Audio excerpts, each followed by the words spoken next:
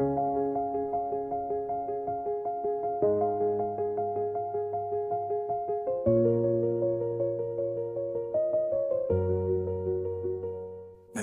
haleluia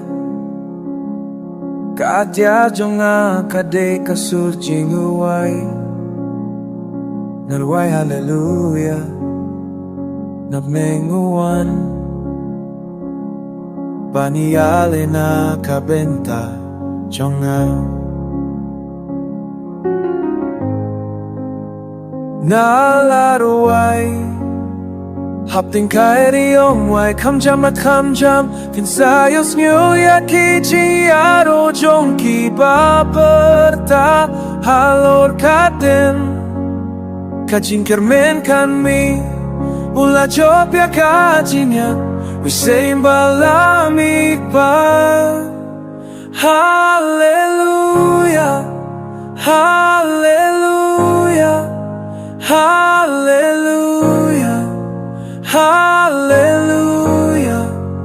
Haleluia Narwai haleluia Lengkat bat kiai Baroki bardon hapojona Narwai haleluia Na yuhi akajing dum bakala fet nonga Narwai haleluia Hapteng kajing maya Narwai haleluia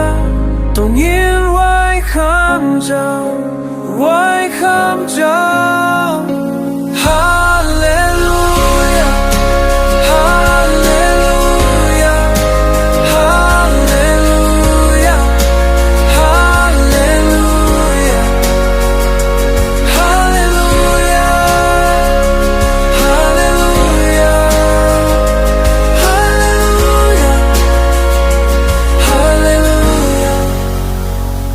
Rwai kamjam Hakmat kinom shun jonga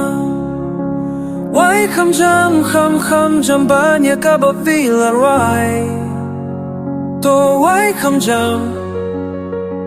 Uwan at neng bani ale nakabenta jonga